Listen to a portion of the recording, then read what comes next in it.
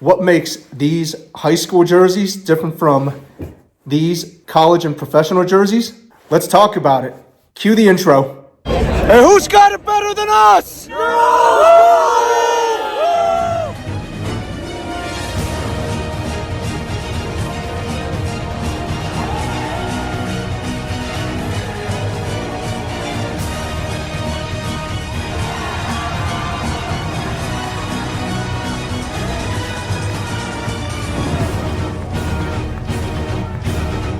Welcome to Jersey Head University, the intersection of authentic sportswear and passionate storytelling. If it's your first time here, consider running the triple option. That's subscribing, liking, and commenting on something you see in today's video. So a while back, I was at Ross, Dress for Less, and came across these generic high school blank game-ready football jerseys. I haven't seen a lot of video reviews on these, so I figured, what the heck, pick them up and compare it to the college and NFL team issue jerseys. I use the term high school loosely just because I see a lot more high schools wearing these types of jerseys, but in reality, some colleges will also wear similar jerseys to this one. We'll talk about that in a little bit.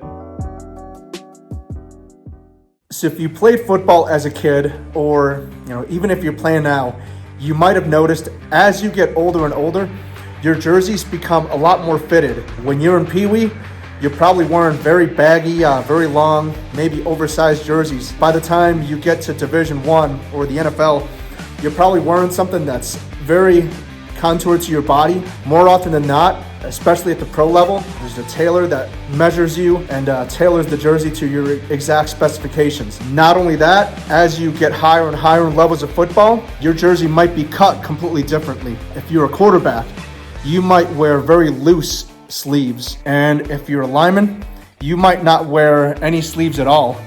This Mizzou jersey that I've got right here, this is a skill cut, typically worn by running backs, wide receivers, and other skill positions. But enough about me rambling. Let's actually take a look at these jerseys and break them down detail by detail. So on the left, we've got the generic Nike team issue jersey. I'm just going to refer to it as a catalog jersey because you can actually go to Team Nike and order this from their catalog for your own football team. And on the right-hand side, we've got the college/pro model jersey.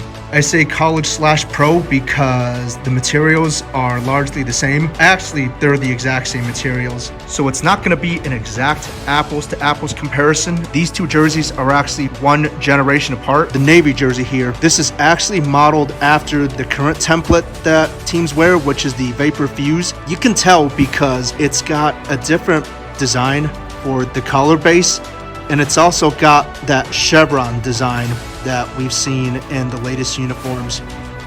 Compare that to this Missouri jersey, which is modeled after the Vapor Untouchable. It's got the previous triangular collar-based design. For this jersey, you can't see it as well because the tiger's covering it, but there is ventilation underneath. And also, this jersey has the singular panel that starts off as solid non-mesh fabric and turns into mesh at the bottom of the jersey. Compare that to this jersey modeled after the Vapor Fuse, which has more panels. These are typically not available for retail. Usually it's just the team, the equipment managers, and other members of the team that can order these. Let's talk about the manufacturing information. I'll be honest, guys, I think these details are actually largely irrelevant, and I'll talk about why. So for the catalog jersey, we've got made in Honduras, and the material is about 86% nylon, 14% spandex. Compare that with the college and pro jerseys, which are made in the USA, and 91% nylon, 9% spandex. Why do I think these tags are irrelevant? Well, it's because no matter what the percentage breakdown is between what percentage is nylon, polyester versus spandex, the Team Nike jerseys that you can order from the catalog will always be made of a lesser quality fabric, while the college and pro team issue jerseys are made of a much superior fabric. In their catalog, Nike actually refers to this fabric as a Cordura grade fabric. I'm not sure I agree with that statement entirely because you typically see material like Cordura on motorcycle jackets, tear-resistant bags. It's very abrasion resistant, and I'm not saying this material isn't, but I'm willing to bet after a couple hits, this jersey is going to be in much worse shape than this jersey right here. Now this material here is a lot closer to a true Cordura fabric. Again, Cordura is a separate brand of fabrics in itself. The materials they actually make will hold up better than this jersey, but this is a very, very high quality fabric. It's not all that uncommon for a jersey like this to go through an entire season and still be in relatively good shape. I mean, you will have hit marks and team repairs, especially like in the shoulder area where a lot of tackles happen. But overall, this jersey is going to look much better after a season of football than this jersey. Now for a generic jersey like this, it's usually going to be letter sizing, small, medium, large, XL, etc. One issue with letter sizing, especially when it comes to football jerseys, is it's gonna be a lot more generic. What I mean by that is if you're between sizes, you could either go with a medium or large because they won't have a medium/large. You're just gonna have to pick one size or the other. Compare that with the college and pro jerseys where it's more precise and it's more exact. So this jersey is a size 42, which means that from pit to pit, it's going to measure about 21 inches, assuming no tailoring. If you're between a medium and a large, this would fit you very well. Let's just say, for the sake of example, you're an equipment manager. You've got two players that come to you to get their jerseys fitted. If they both wear large for their t-shirt sizes, you'll probably just issue larges for both of them versus these types of jerseys. Let's say you've also got two players that come in to get their jerseys fitted. They both wear large, but let's say that one has a slightly bigger build. Well, in that case, you might issue one player a 42 and the other a 44. Another big difference between these two jerseys is the way that they're cut in the sleeve/shoulder area. So actually recently Nike has updated their catalog to where you can now order these sorts of jerseys in various different cuts, but before you could really get it in just one cut. And that's why you see high school linemen, quarterbacks, and running backs all wearing the exact same cut jersey. Now compare that to the college/pro jerseys. There's always going to be more of a specialization. So you notice below the 42, there's a little extra tag that says S. S does not mean small. It actually means skill. This jersey was made for a skill player, such as a wide receiver, running back, tight end, etc. Unlike a lineman jersey, which we saw earlier, this one actually has sleeves, and it's going to fit a little bit tighter in the entire shoulder area. One other cut that we see a lot on TV is the quarterback jersey. Now those are somewhat similar to the skill jersey in that they actually have a sleeve, unlike the sleeveless lineman jerseys. But the difference between a skill and a QB jersey is that the latter will usually have open sleeves and won't fit snug against your arm like this one. So this won't be a perfect apples to apples comparison because, again, these two jerseys are modeled after different templates, but even so, the catalog jerseys are usually sewn and cut very differently from the pro jerseys. So for example, if this was a Vapor Untouchable jersey, it would still be made of this material, but unlike the pro model jersey, where it's one continuous piece of fabric that starts off as non-perforated and becomes perforated, on a catalog version of the Vapor Untouchable, it would start off as perforated, but there would actually be a seam right about here, and the bottom will be sort of this mesh material. The mesh area and the non-perforated area will actually be different materials, and that's why you can't use one piece of fabric throughout the entire body. There's also going to be a couple of stark contrasts between the back of the pro model versus the catalog jersey.